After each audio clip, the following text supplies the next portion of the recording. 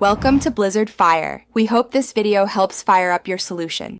In this video, I will explain how to make sturdy whetstone grounded.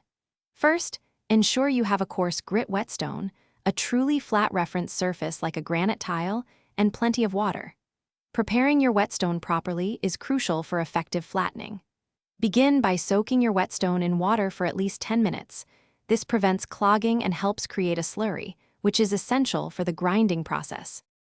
Next, set up your workspace for safety and efficiency. Place a non-slip mat or towel under your chosen flat reference surface to prevent any movement during the grinding process. Then, apply a thin, even layer of abrasive powder, such as silicon carbide, or securely attach a piece of wet/dry sandpaper with a grit around 220 to 400 to the flat surface. This abrasive will do the actual grinding. Now, let's begin the grinding. Place your soaked whetstone onto the abrasive surface.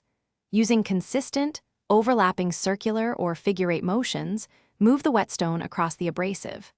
Apply even, moderate pressure, ensuring you cover the entire surface of the stone. Periodically check for high spots and continue grinding until the entire whetstone surface appears uniformly flat and has a consistent texture. Once your whetstone is flat, rinse it thoroughly under running water to remove all abrasive residue and slurry. You can then use a straight edge, like a ruler, to check for any remaining high or low spots. For best results, repeat the flattening process as needed to maintain optimal performance. Proper storage, allowing it to dry completely before putting it away, will extend your whetstone's life. Thanks for watching. If you found this helpful, don't forget to like and subscribe.